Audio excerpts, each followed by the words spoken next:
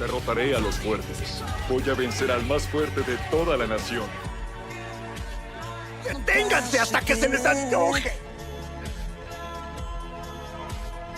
Baki ya no es el peleador más fuerte del mundo. Su propia familia se ha encargado de eso. Desde las raíces de Japón, un guerrero legendario ha sido traído por su abuelo para acabar con su reinado de aburrimiento. Musashi Miyamoto, el samurái legendario, ha llegado a la tierra para derrotar a todos los que se atrevan a plantarle cara, cortando a la mitad a quienes no son lo suficientemente fuertes para entretenerlo. Pero antes de entrar en esta historia, extendemos un agradecimiento a los miembros del Club Élite en Minutos por su apoyo. Ellos son el motor del canal. Si quieres ser parte de la familia, solo da clic en el botón unirse. La narrativa nos traslada directamente al corazón de la ciudad, donde se nos presenta a nuestro protagonista, Baki, quien se encuentra reflexionando solitario en la cima de una gran escalera extremadamente empinada. Mientras observa el horizonte desde las alturas, Baki admite para sus adentros que subir aquellos escalones no representó nada especial, ni siquiera un reto físico digno de mención. Se siente profundamente aburrido y se encuentra en una búsqueda constante de nuevas emociones que logren sacudir su espíritu. Mientras estos pensamientos cruzan por su mente, se hace evidente que un vapor extraño y blanquecino emana de su cuerpo, como si su organismo operara a una temperatura inusualmente alta, provocando que todo su sudor se evapore instantáneamente al contacto con el aire. En ese preciso instante se le ocurre una idea audaz. Planea correr escaleras abajo lo más rápido que sus piernas se lo permitan, pensando que tal vez el descenso resulte un poco más interesante. Luego de tragar saliva, Baki se arroja al vacío sin medir las consecuencias. Atraviesa la estructura en un santiamén, realizando saltos prodigiosos de una docena de peldaños a la vez. Incluso a mitad de la vertiginosa bajada, se permite el lujo de dejar salir un bostezo de puro tedio. Al llegar al fondo, se siente nuevamente decepcionado. No muy lejos de allí, un guerrero llamado Sam Atlas permanece estático en el cuadrilátero, mientras una modelo levanta el cinturón en juego. Sin embargo, Atlas luce harto y pensativo. Su oponente, por el contrario, rebosa emoción. Mantiene los puños en guardia, esperando impaciente la señal del referí para desatar su ofensiva. Sin embargo, desafiando cualquier expectativa, Atlas desvía la mirada hacia la salida, como si su único deseo fuera abandonar aquel lugar. Tras 7 años como campeón indiscutible, el hombre está agotado. La falta de un rival digno ha convertido el cinturón en un objeto carente de valor, algo que ya no significa absolutamente nada para él. El adversario, notando la distracción, aprovecha el momento y arremete contra él. Atlas reacciona al instante, conecta un puñetazo devastador en la mandíbula que desconecta a su contrincante de la realidad. En una fracción de segundo lo rodea con sus brazos, lo eleva y lo azota contra el suelo con una fuerza tal que la fractura de su mandíbula resulta evidente. No conforme, Atlas continúa su asalto con una ráfaga implacable de golpes, obligando al referí a intervenir físicamente para bloquearlo y exigirle que se detenga. Solo entonces el campeón recobra la conciencia sobre sus actos, comprende que ha ejercido una violencia excesiva, mucho más allá de lo necesario. Ante él, el sujeto yace con los ojos en blanco, desprovistos de vida. Pese a la brutalidad de la escena, los reporteros irrumpen en el cuadrilátero, ansiosos por captar sus primeras palabras tras el violento desenlace que acaba de ocurrir ante las cámaras.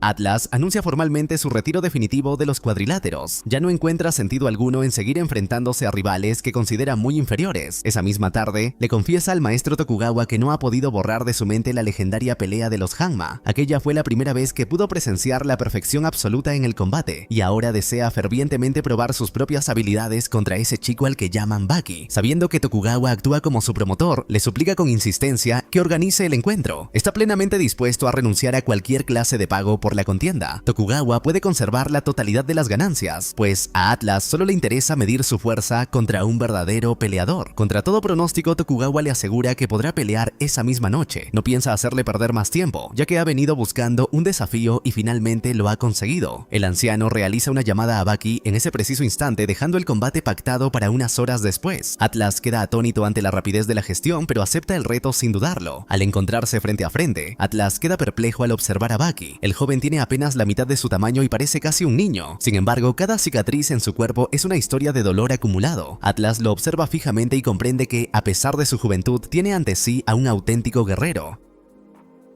El enorme Atlas se queda sin palabras al tener una visión del monstruo colosal que parece emerger a espaldas de Baki, aunque no puede evitar sentir que ya ha visto esa imagen en alguna parte anteriormente. Unos segundos después, el referí les aclara que todo está permitido. Mientras no utilicen armas, pueden hacer uso de cualquier técnica de la que dispongan para conseguir la victoria. Poco después, el público comienza a vitorear con fuerza a Atlas, y él empieza a creer que realmente tiene alguna oportunidad de ganar esta pelea tan desigual. Frente a él, Baki permanece simplemente completamente de pie, dando algunos saltos ligeros sin inmutarse lo más mínimo por el tamaño superior de Atlas. Una vez que el sonido del tambor da comienzo oficial a la pelea, la narrativa cambia drásticamente y vemos a Atlas acostado junto a una piscina, disfrutando tranquilamente del sol. Él es quien nos narra ahora cómo sucedió todo dentro del cuadrilátero. Su primer ataque fue una potente patada circular que Bucky esquivó sin mayores problemas. Luego le lanzó su puño cargado de toda su fuerza, pero no logró conectar el golpe. Sin embargo, Bucky se movió a una velocidad que Atlas no pudo prever. Lo tomó por la cabeza con una fuerza sobrenatural. Atlas sintió que su cráneo estallaría en cualquier segundo, pero Bucky hizo algo diferente. Comenzó a sacudirlo violentamente de un lado a otro, provocando que su cerebro golpeara contra las paredes internas hasta que Atlas perdió el conocimiento por completo.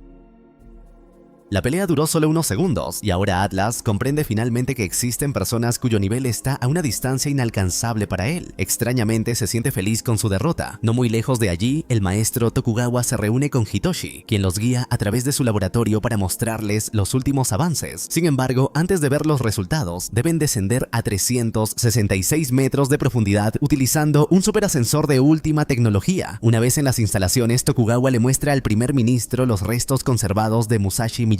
El Dr. John, líder científico del proyecto, ha logrado extraer con éxito algo de ADN de su médula espinal, con el único propósito de traerlo de vuelta a la vida. Aunque el Dr. John solo tiene experiencia previa en la clonación de dinosaurios, sostiene que el proceso fundamental sigue siendo el mismo. Cuando presentó originalmente sus hallazgos a la Comisión Internacional de Ciencias, fue rechazado tajantemente, tildado de loco y expulsado de la comunidad. Pero aquel no fue el final de su carrera. Un día, un sujeto trajeado se presentó en su oficina con un maletín repleto de dinero. El desconocido le explicó que aquello era solo un adelanto para asegurar una reunión con su jefe. Ese hombre lo llevó ante Tokugawa, quien dejó de lado los rodeos y le ofreció el cuerpo de Musashi Miyamoto, el espadachín más famoso del mundo, para ser clonado. Ese día John conoció el laboratorio subterráneo y vio por primera vez el cuerpo de Musashi.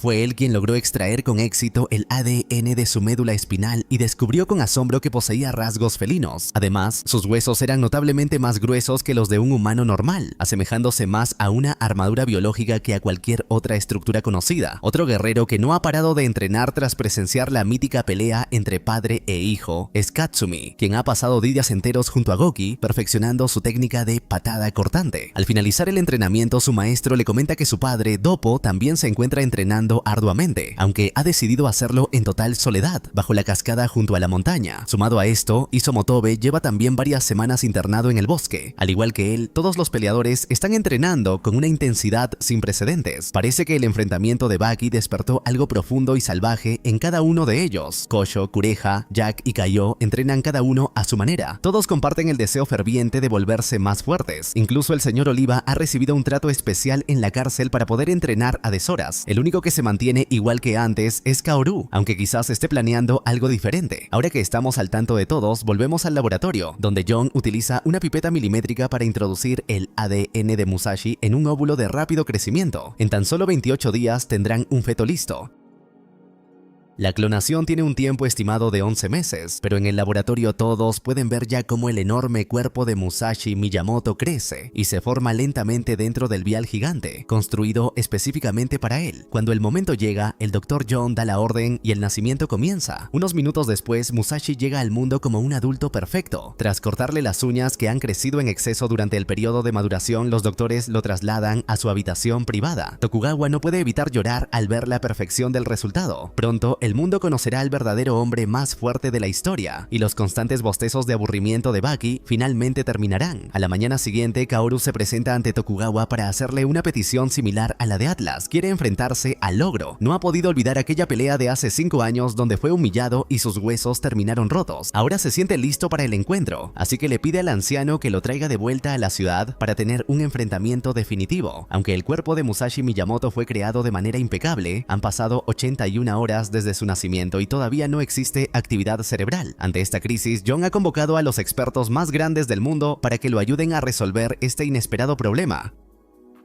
Tokugawa les habla entonces de su hermana, mientras algunos la llamarían estafadora, otros la consideran una verdadera chamana. Lo cierto es que, durante su infancia, él fue testigo de sucesos que sobrepasan cualquier conocimiento médico. Para él, el cuerpo de Musashi no reacciona por una razón muy simple: carece de alma, y está convencido de que su hermana es la única que puede ayudarlos con ese dilema. Al mismo tiempo que esto ocurre, Sabuko se encuentra en las calles timando a jóvenes. Les ofrece invocar espíritus para responder sus dudas, aunque muchos creen genuinamente que posee un don especial. Bajo sus órdenes la traen para analizar el caso de Musashi. Sabuko escucha los datos técnicos con atención y, para sorpresa de todos los médicos y expertos presentes, señala que si hubieran adaptado las enzimas al 20%, el clon habría resultado perfecto. Este dato era algo que los científicos solo sospechaban y mantenían en secreto. ¿Cómo era posible que esta mujer lo supiera? Además, ella les asegura con calma que en 5 minutos terminará con el proceso, por lo que no deben preocuparse más. Ella les advierte que el rostro que le dieron al clon no es el correcto, pues su cara cambió gradualmente con cada vida que cegó en batalla, pero afirma que eso tiene solución. De inmediato se inclina y comienza el ritual de invocación. Al pronunciar su nombre, su postura cambia por completo.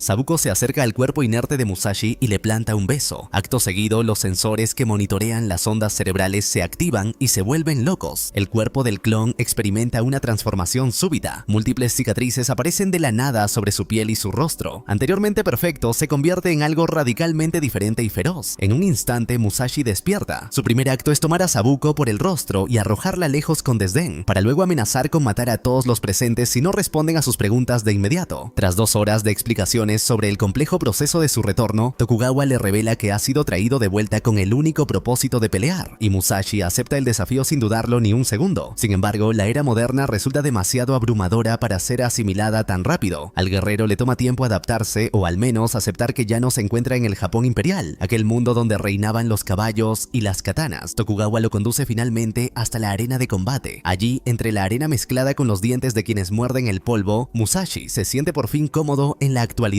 Poco después aparece Sabu portando sus katanas. Hoy en día es considerado el mejor espadachín del mundo. Ahora veremos cómo se compara con una leyenda del pasado, pero apenas se acerca lo suficiente, Sabu se queda paralizado, aterrorizado y bañado en sudor. Le suplica perdón a Tokugawa, rechazando el combate tras confesar que ya ha perdido 7 veces sin siquiera haber desenfundado su arma. Sabu explica que los verdaderos guerreros son capaces de combatir y decidir el resultado de una contienda antes siquiera de desenfundar. Bajo esa lógica, él ya ha sido derrotado. Uno a uno le relata con precisión los cortes mortales que ha recibido en su mente. Acto seguido, Musashi pide permiso para probar las espadas del hombre, pero estas se quiebran instantáneamente al contacto con sus manos. En palabras del legendario samurái, las supuestas espadas legendarias de la familia de Sabu no son más que baratijas sin valor alguno. Necesita recuperar sus propias armas. Al caer la noche, Kaoru se presenta en el lugar indicado por el anciano y se encuentra cara a cara con el ogro. Yujiro ha regresado al país únicamente para cumplir su deseo, y ambos se enfrascan en una pelea brutal justo en medio de la calle. Kaoru abre el enfrentamiento con un super puñetazo devastador en el que infunde todo su peso corporal. El golpe es masivo y Yujiro lo recibe de lleno en el rostro. Sin embargo, cuando el polvo se disipa, el ogro permanece intacto, luciendo una sonrisa malévola y listo para contraatacar. En un instante, su palma abierta impacta la cara de Kaoru con una fuerza tal que el daño es inmediato y evidente. Cuando la pelea concluye, Tokugawa le muestra a Baki el resultado del encuentro. Las cámaras de seguridad captaron cómo Kaoru atravesó una tienda entera tras recibir un solo golpe de palma. Queda claro que no es rival para el ogro. A pesar de haber perdido de forma estrepitosa, Kaoru se sentía extrañamente feliz. Sin embargo, en cuanto la cinta de seguridad terminó, Baki saltó sobresaltado de su asiento. A sus espaldas se encontraba Musashi, quien lo felicitó con calma por sus excelentes reflejos. Baki no tarda mucho en unir las piezas y darse cuenta de la verdadera identidad de aquel hombre misterioso. No obstante, Tokugawa se niega a admitirlo abiertamente debido a posibles complicaciones legales. Si se corriera la voz sobre la existencia de un clon humano, sus planes se verían entorpecidos por la burocracia internacional. Como los tecnicismos legales no les interesan a los guerreros, ambos salen al patio para una sesión de práctica inmediata. Al unir sus manos, Musashi es capaz de canalizar una hoja invisible pero afilada, que Baki puede visualizar con total claridad. Por primera vez en mucho tiempo, los bostezos del joven se detienen. Su primer ataque es esquivado con una facilidad pasmosa. Musashi lo sujeta firmemente por la pierna y lo levanta en el aire como si fuera una bandera. Las patadas consecutivas de Baki resultan completamente inútiles. Acto seguido, Musashi lo azota contra el suelo con una fuerza tan descomunal que el chico pierde el conocimiento y el combate. Para cuando despierta, Baki rebosa felicidad. Incapaz de describir la experiencia con palabras, sale de inmediato para observar a Musashi entrenar. El samurái está destrozando varas del bambú más resistente de la región como si fueran simples briznas de paja.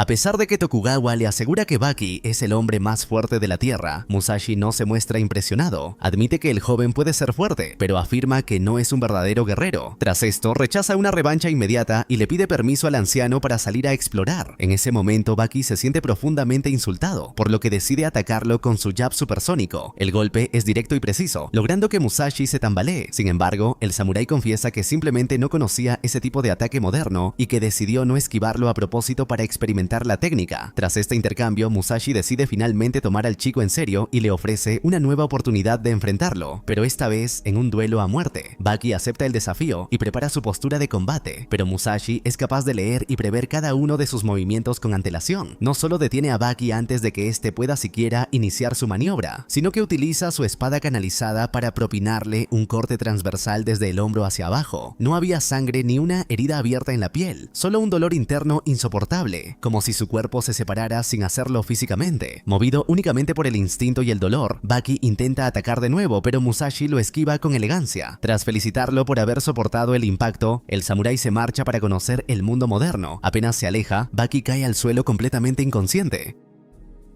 En la ciudad, Musashi se maravilla ante el despliegue tecnológico, pero pronto unos oficiales de policía lo confunden con alguien bajo el efecto de las drogas por el simple hecho de caminar descalzo. Sin embargo, antes de que logren ponerle una mano encima, el guerrero del pasado los noquea con una eficacia aterradora. Mientras tanto, Baki no logra asimilar lo que acaba de suceder. Finalmente, ha encontrado a alguien que lo supera ampliamente en fuerza. El impacto del corte fantasma todavía resuena en su cuerpo, y lejos de amedrentarse, siente un hambre voraz por un nuevo enfrentamiento. Esa misma tarde, el joven regresa a su refugio para desarrollar una técnica propia que capture su esencia y le permita nivelar la balanza. No obstante, en el noticiero local, las imágenes de Musashi derrotando a los agentes se han vuelto virales. Todos los peleadores mencionados anteriormente ven el reportaje y comprenden de inmediato que la velocidad de aquel hombre es algo abrumador. Katsumi, en particular, se percata de que se trata del verdadero Musashi Miyamoto, por muy imposible que parezca la situación. Al caer la noche, un par de detectives siguen el rastro de Musashi y lo ven ingresar en la mansión de Tokugawa. Cuando intentan advertirle al anciano que podría tener a un prófugo en su propiedad, este les ordena tajantemente que se larguen. Tras amenazar con llamar personalmente al superintendente de la nación, logra ahuyentarlos con éxito y cerrar el asunto.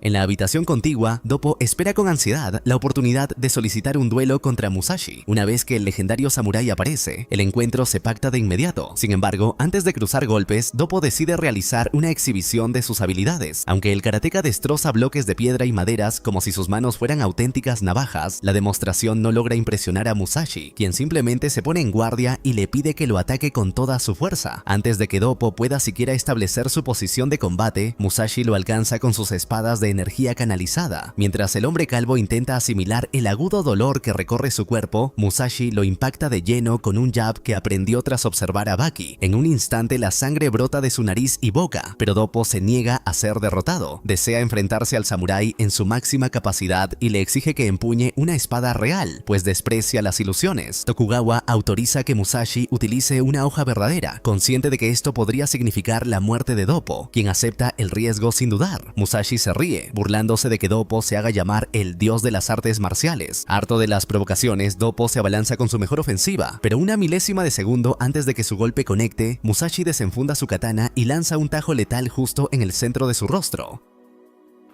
La hoja se hunde apenas 1 centímetro en su rostro y Musashi utiliza el peso de su propio cuerpo para lanzarlo violentamente contra el suelo. A simple vista parece que el rostro de Doppo ha sido partido a la mitad, pero en realidad el nivel de maestría samurái de Musashi es tan impresionante que él es capaz de decidir exactamente cuándo la espada corta y cuándo no. Por lo tanto, solo lo empujó contra el pavimento con el acero. En la cara de Doppo solo queda una marca roja debido a la inmensa presión, pero su piel a nivel de la epidermis permanece intacta, algo que parece imposible considerando que Musashi sostiene una de las espadas más letales y afiladas jamás forjadas. En el suelo, Doppo se queda completamente inmóvil, está derrotado y más tarde le confiesa a Tokugawa que haber recibido piedad por parte de Musashi es un castigo peor que la muerte. Habría preferido que lo matara en el acto, pero ahora que ha recibido más tiempo de vida, aunque siente que no lo merece, ha decidido usarlo para mejorar sus habilidades. No muy lejos de allí, Retsu anuncia su retiro oficial del boxeo, pues ya no encuentra emoción alguna en pelear limitándose solo a sus puños. Desea un reto verdadero y, al enterarse enterarse de la caída de Doppo, no puede evitar sentir una profunda curiosidad. Katsumi por su parte rebosa emoción y desea experimentar aquello por sí mismo. Si ese hombre llamado Musashi es tan fuerte como dicen, anhela fervientemente la oportunidad de enfrentarlo. Al mismo tiempo que esto sucede, Miyamoto se encuentra asombrado ante un simple mechero. No puede creer que algo tan poderoso e implacable como el fuego esté atrapado dentro de un objeto tan pequeño y peculiar. Tokugawa aparece poco después para informarle que en 3 días se enfrentará al representante de la dinastía Ming, un hombre llamado Retsu, que ha viajado desde muy lejos para combatir con él. Ambos se conocen poco después y Retsu le hace una petición formal a Tokugawa para que permita el uso de armas. Sostiene que no puede enfrentarse a un samurái legendario si este no tiene su acero en mano, pues de lo contrario, la victoria se vería manchada por la desigualdad. En ese preciso instante, el aura de combate de Musashi lo delata y Retsu aprovecha el descuido para lanzarle una patada. Musashi logra detener el impacto, rompiendo la prótesis de su oponente en el proceso, pero Retsu reacciona con agilidad golpeándolo en la nuca con su otra pierna y derribándolo. Desde el suelo, Musashi sonríe con una expresión de ansiedad por la batalla venidera. Le agrada a este joven, aunque lamenta sinceramente tener que matarlo en 3 días. En su dojo, Retsu practica intensamente con su espada y sus cuchillos, se enfrenta a los mejores estudiantes de su maestro y los vence sin dificultades. No obstante, el verdadero entrenamiento comienza cuando su maestro saca 2 espadas para cortarlo. Retsu debe dominar la técnica de la pluma. Al principio su mentor le inflige varios cortes superficiales, pero la intensidad aumenta hasta que, finalmente, el discípulo recibe un golpe directo de la espada sin que ésta logre cortar su piel en absoluto.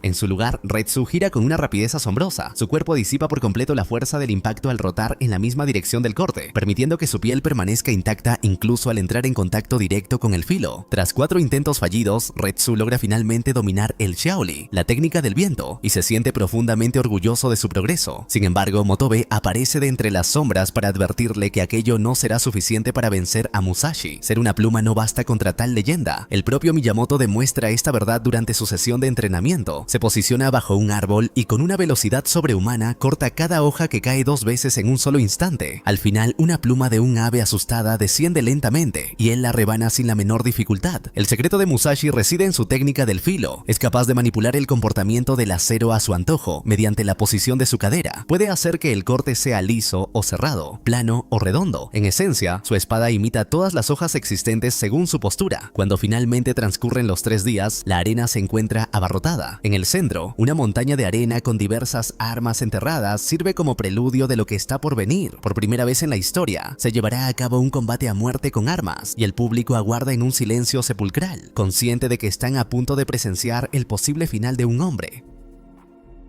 Antes de la pelea, Baki se presenta en los camerinos para darle ánimos a Retsu, pero le lanza una advertencia severa. No debe confiarse bajo ninguna circunstancia, pues Musashi es extremadamente peligroso y él mismo perdió 2 veces ante el samurái en un solo día. Mientras tanto, Musashi ya se encuentra en la arena esperando el momento. Una vez que las reglas del combate quedan establecidas, el sonido del tambor marca el inicio oficial de la contienda. En ese instante, un silencio sepulcral se apodera del lugar y los espectadores, cautivados por la tensión, olvidan gritar o animar. El primero en atacar es Retsu. Al abrir su chaqueta, revela docenas de cuchillos listos para ser arrojados. Uno a uno los lanza con una velocidad asombrosa, pero ninguno logra herir a Musashi. El legendario espadachín incluso se permite el lujo de cortar uno de los proyectiles con su katana de forma tan precisa que ni siquiera altera su trayectoria original. Al agotar sus cuchillos, Retsu utiliza su chaqueta para lanzar tierra y rocas directamente al rostro de su oponente. La velocidad de estos impactos logra romper la piel de Musashi, pero él simplemente se ríe y lo llama niño jugando en el suelo. Le advierte que será mejor que empiece a tomarse la pelea en serio o morirá muy pronto. Justo cuando Musashi cree tener la delantera, Retsu le arroja su chaqueta al rostro, no con la intención de golpearlo, sino para bloquear su visión el tiempo suficiente para tomar una nueva arma del montículo. El impacto que se produjo tras destrozar la chaqueta derribó a Musashi con una violencia inaudita, causándole una herida abierta en el rostro. En sus manos, Retsu empuñaba ahora la cadena de 9 secciones, un arma extremadamente veloz que le permitía mantener la distancia de seguridad necesaria. Mientras la sangre de Musashi comenzaba a manchar la arena, el samurái se dedicó a analizar fríamente el patrón de movimiento del arma. En el siguiente envite, le arrebató las cadenas a Retsu y las destruyó por completo con un solo movimiento magistral. Poco después, Musashi decidió acortar la distancia para entregarle su propia espada al joven. Sostuvo que si Retsu deseaba enfrentarse a un verdadero samurái, debía blandir una hoja de acero. En ese instante, Retsu atrapó la espada y le devolvió el golpe, impactándolo con el mango y derribándolo mediante 3 golpes certeros, evitando deliberadamente el uso del filo. Esta es la segunda vez que Musashi impacta el suelo con el rostro, por lo que decide abandonar cualquier juego. Cuando Retsu intenta atacar de nuevo, Musashi lo sujeta firmemente por el pie, repitiendo la maniobra que usó contra Baki. Acto seguido, lo sacudió con una fuerza descomunal, provocando que Retsu golpeara el suelo de forma brutal. Aunque Retsu logra soportar el impacto y recuperar su posición física, sus ojos se han vuelto completamente blancos, revelando que está noqueado de pie. En su siguiente ofensiva, Musashi lo derriba nuevamente, pero esos breves segundos en el suelo le otorgan a Retsu la oportunidad de recobrar la conciencia.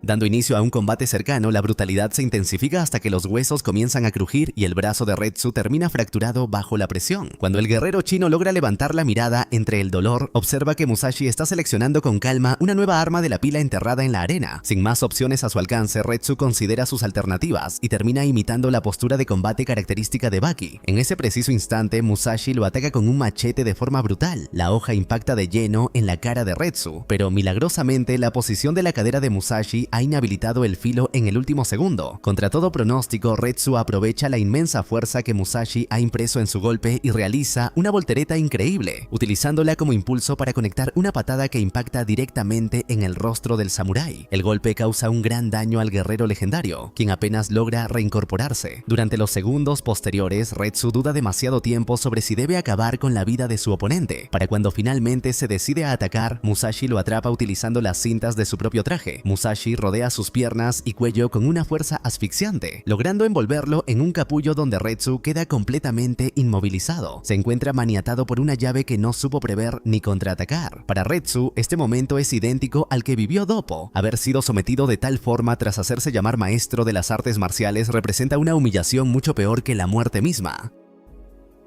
Una vez que la pelea termina para él, Musashi lo libera, pero antes quiebra su propia espada en una clara señal de deshonra. Luego le pide que le muestre aquel movimiento una vez más. Cuando Musashi lanza el ataque, Retsu ejecuta el Shaolei, pero esta vez el samurái se anticipa y le corta la prótesis de un tajo certero. Retsu permanece de pie como si nada hubiera ocurrido, hasta que de repente una línea de sangre se marca desde su frente hasta el ombligo. Musashi ha logrado realizar un corte vertical perfecto, aunque todavía superficial. Mientras su sangre comienza a derramarse por el suelo de la arena, Retsu lanza una última ofensiva desesperada, pero Musashi lo aguarda con el filo de su acero. El puño de Retsu detiene la hoja, pero no con los nudillos, sino recibiendo el impacto directamente en la carne. Su puño queda dividido en dos por la mitad. Por un breve instante, Retsu cree que tiene la ventaja al haber atrapado la hoja entre sus tejidos y se prepara para un contraataque final. Sin embargo, Musashi lo eleva del suelo con una fuerza asombrosa, y mientras el cuerpo de Retsu gira en el aire, el legendario samurái ejecuta un corte perfecto. La hoja causa un daño devastador. Las entrañas de Retsu quedan esparcidas por el suelo y pocos segundos después el guerrero deja de moverse para siempre. Acto seguido, Musashi envaina su espada y se retira en un silencio sepulcral. No hay gritos ni celebraciones, solo una profunda vergüenza entre los espectadores.